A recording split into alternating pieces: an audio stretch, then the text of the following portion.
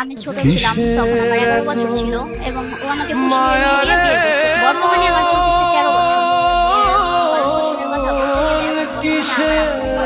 2 মাস relation করার পরে তখন ও আমাকে নিয়ে যায়, পালিয়ে নিয়ে গিয়ে একটা কাজের কাছে ঘরোয়া ভাবে বিয়ে করে। এই বিয়েটা হয়েছে একটা লটারির মাধ্যমে। যখন আমরা পড়ে যাই, যাওয়ার পরে এই কাবিনটা দেখাই, তখন সবাই বলে যে এটা তোর বিয়ে হয় নাই, এতটুকু বাচ্চার সাথে সবাই চিট করছে। বিদেশে আমার মা যখন ছিল, ও আমার মাকে হুমকি দিত যে তুই বাংলাদেশে আসলে তোরে মাইরা ফালাবো। আমার আপু গাড়ি চালাইতো, রাস্তাঘাটে বলতো যে তুই যেখানে যাবি তোরে যেখানে পাবো ওইখানেই মাইরা ফালায় ফেলা দিব। ও আমাকে বলছে যে চলো, আমাদের দুজনের ফ্যামিলিতে একজন মানবে না, তুমি আমার সাথে চলো, আমি তোমারে নিয়ে যাই। তখন এইসবের পাশে ছিল ওর ভাই ছিল, খালাতো ভাই ছিল, ওর বেস্ট ফ্রেন্ড ছিল বিপ্লব, এবং অয়ও ছিল। ওর আরো 2-3টা ফ্রেন্ড ছিল, সবাই মিলে আমারে নিয়ে গেল।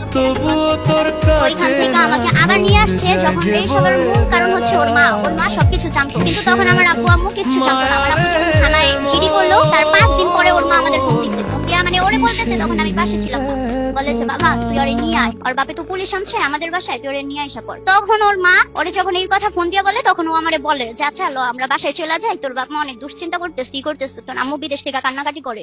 তারপরে সে ও আমাকে নিয়ে আসছে, এবং নিয়ে আসছে ঠিকই, কিন্তু আমাকে খাওয়ান খরচ কিচ্ছু দিত না। ওদের বাসায় থাকতে এক বাসার ভিতরে, সত্যি কথা বলতে কি, এক রুমের ভিতরে এরকম 3 ভাইয়ের বউ নিয়ে এবং একটা মা নিয়ে কেউ কোনোদিন থাকতে পারে না। না, সেই ক্ষেত্রে আমার আর যাওয়ার কোনো ইচ্ছা নাই, কারণ ও আমারে অনেক নির্যাতন করে এবং মাইরা ফেলারও চেষ্টা করছে বালিশ চাপা দিয়া। অনেক কান্নাকাটি করছি ওর কাছে।